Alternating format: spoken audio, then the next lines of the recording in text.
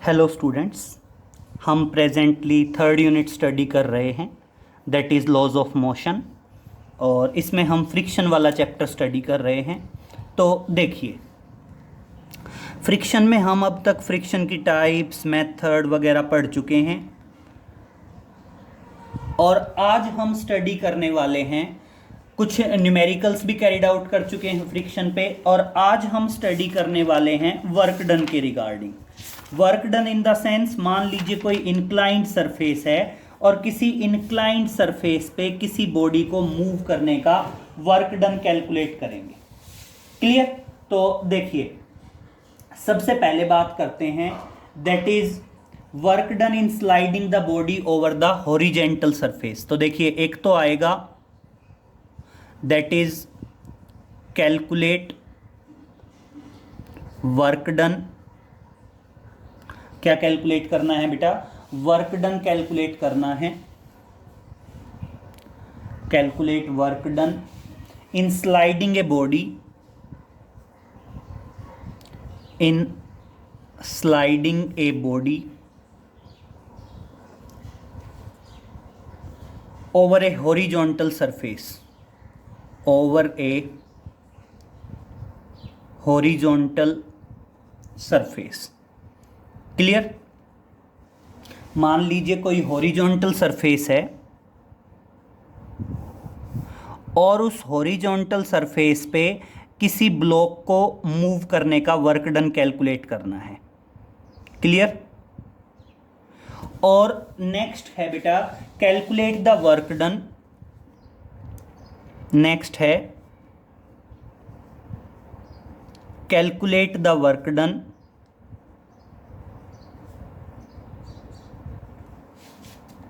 in moving a body up, in moving a body up an inclined plane, an inclined plane। Clear बेटा?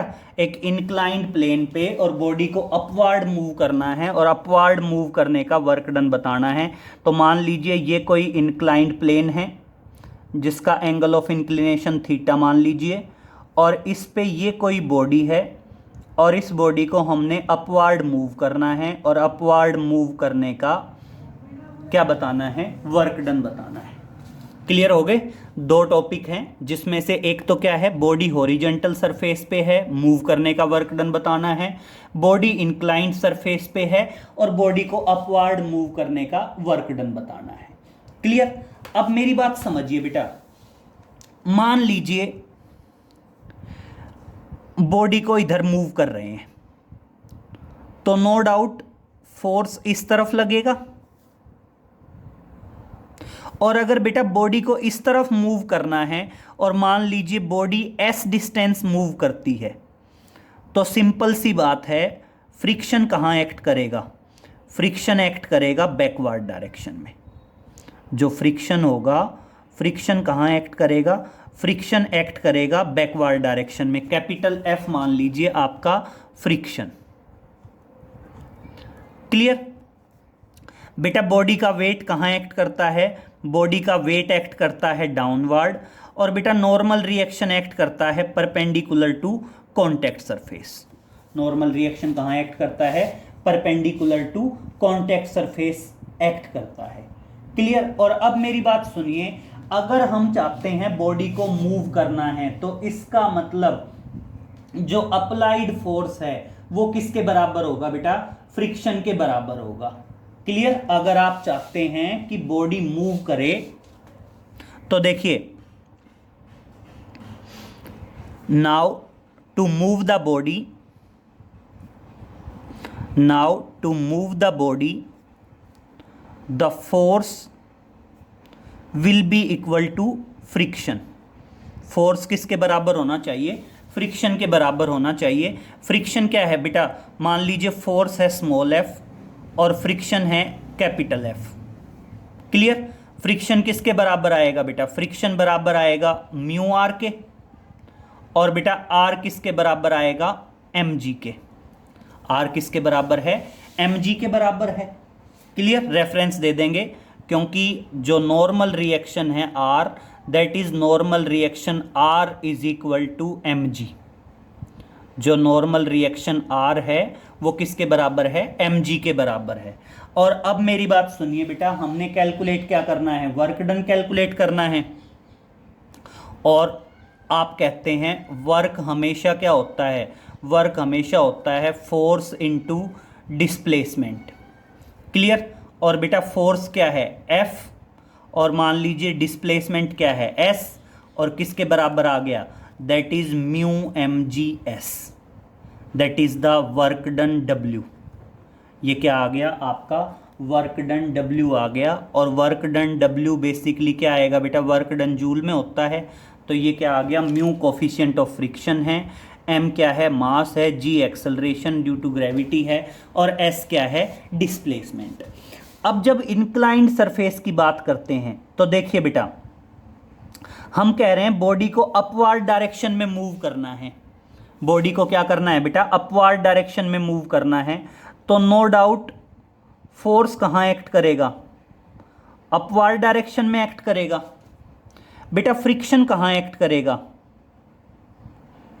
जो friction है वो friction downward direction में act करेगा।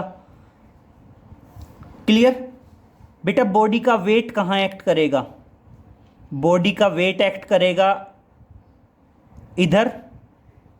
बेटा normal reaction कहाँ एक्ट करेगा, परपेंडिकुलर टू कॉन्टैक्ट सरफेस। और देखो मैं पहले भी कई बार बता चुका हूं, mg को यहां पे दो कंपोनेंट में रिजोल्व किया जाएगा। एक कंपोनेंट नॉर्मल रिएक्शन के जस्ट अपोजिट और दूसरा कंपोनेंट इधर होगा। ये एंगल थीटा है तो ये एंगल भी क्या रहेगा, थीटा। और ये क्या आ जाएगा बेटा, that is mg cos theta, और ये क्या आ जाएगा, mg साइन थीटा। और इसके अलावा फ्रिक्शन भी है इधर F, इसके अलावा फ्रिक्शन F भी इधर है। ये जो है ये फ्रिक्शन है, और ये जो है ये आपका mg साइन थीटा है। अब मेरी बात सुनिए,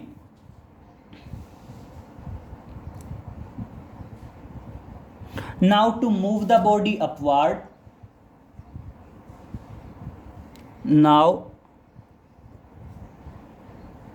to move the body upward. Body upward कब मूव करेगी, जब अपवर्ड डायरेक्शन का फोर्स आपके डाउनवर्ड में फ्रिक्शन और mg साइन थीटा दोनों के इक्वल होगा। तो अपवर्ड डायरेक्शन में जो फोर्स है वो फोर्स किसके बराबर होगा बेटा, friction plus mg sine theta. मान लीजिए फोर्स को स्मॉल f, फ्रिक्शन को कैपिटल F, और किसके बराबर आ गया, that is mg sine theta. अब मेरी बात सुनिए, फ्रिक्शन क्या होता है, म्यू आर। फ्रिक्शन क्या होता है, म्यू आर होता है। और म्यू आर है तो बेटा यहां पे किसकी वैल्यू रखेंगे, आर की। और आर किसके बराबर है, आप ध्यान रखेंगे जो आर है वो आर बराबर है mg कोस थीटा। तो देखिए मैं आर की वैल्यू रख रहा हूं mg कोस थीटा, और प्लस ये तो है ही mg साइन थीटा। और बेटा क्या कर देंगे, mg कॉमन ले लेंगे, और mg कॉमन ले लिया तो क्या आ गया, that is mu cos theta plus sine theta. Clear.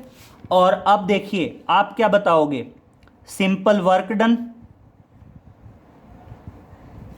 Work done जो है बेटा, वर्क डन किसके बराबर आएगा, फोर्स इनटू डिस्प्लेसमेंट आएगा। और वर्क डन W, फोर्स की वैल्यू रख रहा हूं, फोर्स क्या आ गया, mg mu cos theta plus sign theta, और डिस्प्लेसमेंट मान लीजिए बेटा s।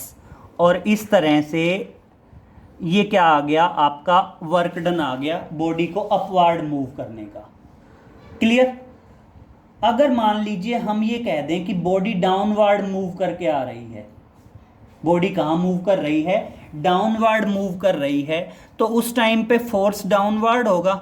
और बेटा जो डाउनवर्ड डायरेक्शन का जो फोर्स होगा, अगर डाउनवर्ड मूव करेगी तो फ्रिक्शन कहाँ एक्ट करेगा, अपवार्ड डायरेक्शन में एक्ट करेगा, तो उस टाइम आप ध्यान रखना यहां पे जो है ऑटोमेटिक माइनस हो जाएगा। क्लियर? देखो थोड़ा सा कॉन्सेप्ट है सिंपल सा, देखिए ये तो बॉडी को अपवार्ड मूव कर रहे हैं, अगर बॉडी को डाउनवर्ड मूव करेंगे तो फोर्स कहां एक्ट करेगा? डाउनवर्ड। फ्रिक्शन कहां एक्ट करेगा? अपवार्ड एक्ट करेगा। और उस टाइम पे बेटा यहां पे प्लस की बजाय क्या आ जाएगा? माइनस आ जाएगा। तो ये ध्यान रखना, बॉडी को अपवार्ड मूव करना है तो ये प्लस है, और अगर बॉडी को डाउनवर्ड मूव करना होगा तो ये क्या आ जाएगा? माइनस आ जाएगा। डायरेक्ट लिख देते हैं, वर्क डन नोट में डालेंगे, ये क्लियर, नोट में डाल देंगे, work done moving the body downward, work done moving the body downward. अगर बॉडी को डाउनवर्ड मूव करने का वर्क डन बताना हो तो डाउनवर्ड मूव करने का जो वर्क डन होगा वो वर्क डन किसके बराबर हो जाएगा? mg mu cos theta minus sine theta into S. Clear? ये सिंपल सा कॉन्सेप्ट है, ये ध्यान रखना। और ऐसा यहां पे माइनस क्यों आया बेटा? माइनस यहां पे आया क्योंकि अगर बॉडी डाउनवर्ड मूव करेगी तो फोर्स तो डाउनवर्ड होगा और फ्रिक्शन कहां एक्ट करेगा? अपवर्ड डायरेक्शन में एक्ट करेगा। फ्रिक्शन कहां एक्ट करेगा? अपवर्ड डायरेक्शन में एक्ट करेगा। क्लियर हो गया? अब मेरी बात सुनिए, नेक्स्ट पे आते हैं। नेक्स्ट पॉइंट है, हमने कैलकुलेट करना है acceleration of the body sliding downward. Clear? Acceleration of the body sliding downward on an inclined surface. तो देखिए नेक्स्ट पॉइंट है,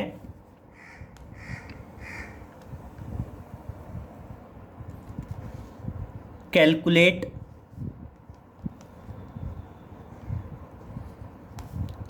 acceleration of the body sliding downward, of a body sliding downward on an inclined surface, on an inclined surface। Clear बेटा?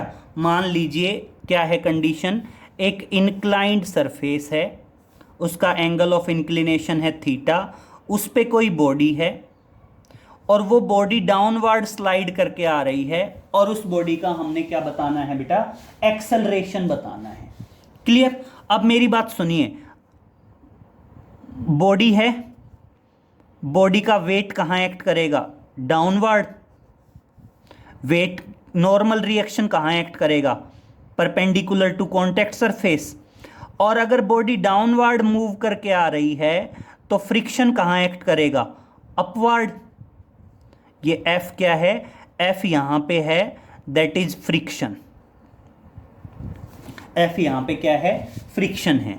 अब क्या करते हैं, wait के दो कंपोनेंट करते हैं, एक बिल्कुल R के अपोजिट, वो तो क्या आएगा? mg कोस थीटा, ये थीटा है तो ये एंगल भी थीटा होगा, और ये आएगा आपका mg साइन थीटा। और अब एक बात बहुत क्लियरली समझेंगे, अपवर्ड डायरेक्शन में है फ्रिक्शन और डाउनवर्ड डायरेक्शन में है mg साइन थीटा, और बॉडी का एक्सेलरेशन भी क्या है? बॉडी का एक्सेलरेशन भी डाउनवर्ड है। जो बॉडी का एक्सेलरेशन है वो एक्सेलरेशन भी क्या है? डाउनवर्ड है। और अगर एक्सेलरेशन भी डाउनवर्ड है तो देखिए, now body is sliding downward,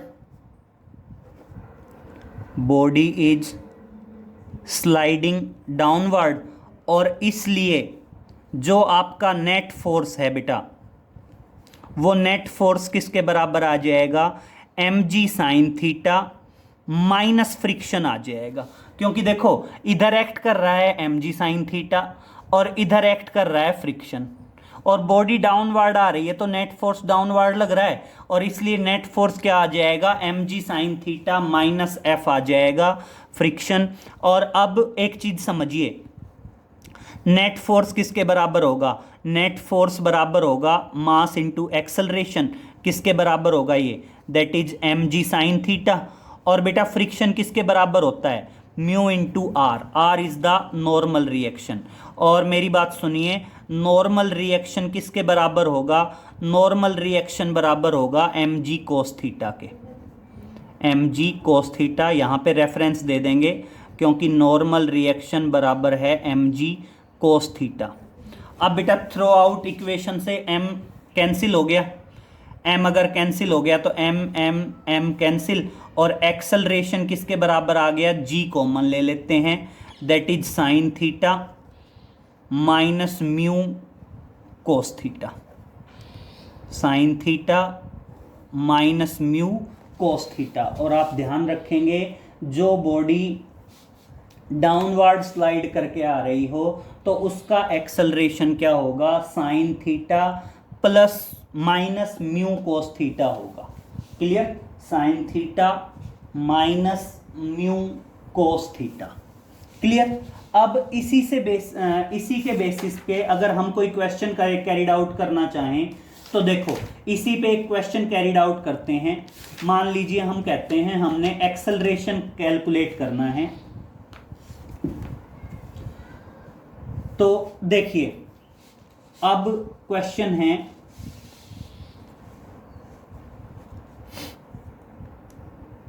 मान लीजिए हम कहते हैं a block of metal of mass 50 gram, a block of metal of mass 50 gram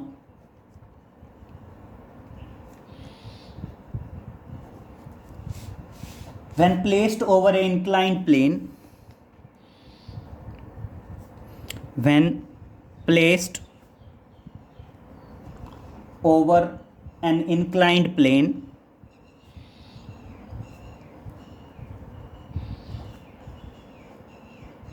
when placed over an inclined plane making an angle 15 degree, making an angle 15 degree with the horizontal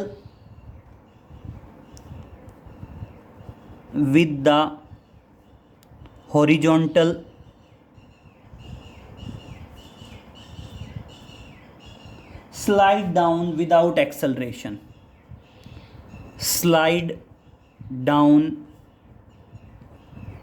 without acceleration। Clear, मतलब जब 15 degree का angle of inclination है उस time पे body बिना acceleration के slide कर रही है। अब कहता है find out the acceleration if the angle is increased by 15 degree, find out the acceleration, find out the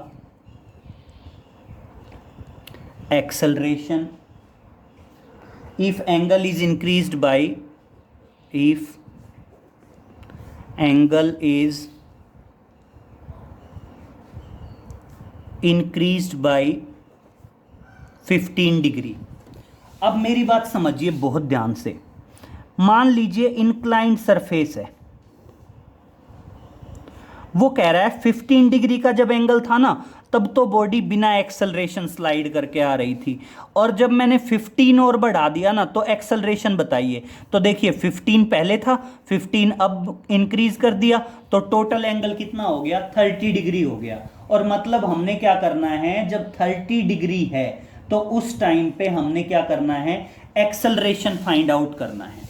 अब मेरी बात सुनिए बेटा, मान लीजिए ये बॉडी है, ये कोफिशिएंट ऑफ फ्रिक्शन, बॉडी का वेट कहाँ एक्ट करेगा, इधर, normal reaction perpendicular to contact surface, और फ्रिक्शन कहाँ एक्ट करेगा, अपवार्ड, फ्रिक्शन कहाँ एक्ट करेगा, अपवार्ड। फिर हम क्या करते हैं, वेट के दो कंपोनेंट करते हैं। ये एंगल थीटा है तो ये भी थीटा रहेगा, और ये क्या आ जाएगा, M G cos theta, theta की जगह 30 डिग्री है, और ये क्या आ जाएगा, M G sine theta, theta की जगह वही 30 डिग्री आएगा। क्लियर। अब मेरी बात सुनिए, आप क्या कहेंगे, अगर बॉडी स्लाइड करती है, बॉडी 15 डिग्री पे बिना एक्सेलरेशन के स्लाइड कर रही थी, तो इसका मतलब जो 15 डिग्री है वो 15 डिग्री क्या है, आपका एंगल ऑफ स्लाइड है। एंगल ऑफ स्लाइड, या उसको क्या कह सकते हैं, एंगल ऑफ रिपोज कह सकते हैं। क्लियर। तो देखिए मैं सॉल्यूशन शुरू करता हूं। सॉल्यूशन में सबसे पहले लिखेंगे मास ऑफ द ब्लॉक कितना दे रखा है, मास ऑफ द ब्लॉक दे रखा है 50 ग्राम। तो कैसे करेंगे, 50 into 10⁻³ that is in kilogram. Clear. तो अब देखिए angle of repose, angle of repose alpha that is equal to 15 degree, और ऐसा हमें गिवन है। कहाँ से आया बेटा, बेसिकली जिस एंगल के ऊपर बॉडी स्लाइड करती है उस एंगल को क्या कहा जाता है, एंगल ऑफ रिपोज कहा जाता है। क्लियर। बेसिकली जिस एंगल पे बॉडी स्लाइड करती है उस एंगल को क्या कहा जाता है, एंगल ऑफ रिपोज कहा जाता है। ठीक है। तो 15 डिग्री एंगल पे बॉडी स्लाइड करना शुरू करती है, तो इसलिए मतलब स्लाइड करती है बिना एक्सेलरेशन, बिना एक्सेलरेशन के स्लाइड कर रही है, तो इसका मतलब जस्ट बॉडी क्या आ रही है, मूव करके आ रही है, तो एंगल ऑफ रिपोज हो गया। और बेटा आपने ये पढ़ा है कि angle of repose tangent alpha is equal to mu, और देखिए यहां पे क्या आएगा, tangent 50 degree is equal to mu, और इसलिए म्यू आ गया 0.26, क्योंकि टेंजेंट 15 डिग्री की वैल्यू क्या आएगी, 0.26 आ जाएगी। और अब बेटा आप चाहो तो आप डायरेक्ट रिजल्ट याद रख सकते हैं, डायरेक्ट रिजल्ट यही है ना एक्सेलरेशन का। तो देखिए आप क्या बताओगे, acceleration of the body downward, acceleration of the body downward, और बॉडी का जो एक्सेलरेशन आएगा डाउनवर्ड, वो एक्सेलरेशन किसके बराबर आ जाएगा, that is G sine theta minus mu cos theta. तो अब देखिए जी की वैल्यू मान लीजिए कितनी है, 9.8 इंटू क्या आएगा, साइन 30 डिग्री, माइनस म्यू की वैल्यू 0.26, और इंटू क्या आ जाएगा, इंटू आ जाएगा कोस 30। क्लियर। अब मैं वैल्यू रख रहा हूं बेटा साइन 30 की और कोस 30 की। तो देखिए साइन 30 की वैल्यू क्या होती है, 1/2, 1/2 का मतलब क्या है, 0.5 माइनस 0.26, और बेटा कोस 30 की वैल्यू क्या होती है, √3/2, दैट इज √3 की वैल्यू 1.732 डिवाइडेड बाई 2, और ये क्या आ जाएगा, दैट इज 0.86, और इसको जब सॉल्व करेंगे तो ये आएगा बेटा दैट इज 9.8 इंटू आ जाएगा दैट इज 0.53, दैट इज 0.53 तो नहीं आना चाहिए, दैट इज 5 माइनस समथिंग होएगा, तो 5 माइनस समथिंग होएगा, तो इसका मतलब क्या आएगा, दैट इज 0.23 के अराउंड आएगा, और 0.23 के अराउंड आएगा, तो एक्सेलरेशन नियर अबाउट कैलकुलेट कर लेंगे, और इस तरह से आपका एक्सेलरेशन आ जाएगा तकरीबन 2 पॉइंट समथिंग आ जाएगा। ठीक है। तो एक्सेलरेशन मान लीजिए आ जाएगा 2.17 के अराउंड कुछ आएगा मीटर पर सेकंड स्क्वायर। क्लियर। तो इस तरह से कैलकुलेट हो जाएंगे बेटा। इस तरह से देखिए क्या आया आपका, दो अलग अलग कॉन्सेप्ट आए जिसमें हमने 3 स्टेप किए, जिसमें हमने सबसे पहले एक तो कैलकुलेट किया acceleration of the body sliding downward, इसी के ऊपर हमने एक न्यूमेरिकल कैरिड आउट किया। इसके अलावा हमने 2 वर्क डन कैरिड आउट किए, एक तो work done in moving a body on the plane horizontal surface, और दूसरा क्या है प्लेन मतलब ऑन ए हॉरिजेंटल सरफेस, और दूसरा क्या है in moving the body over the inclined surface, inclined surface पे मूव करने का वर्क डन है। क्लियर? इतना कैरिड आउट करेंगे बेटा, बाकी आगे नेक्स्ट लेक्चर में मिलते हैं। Okay, thank you.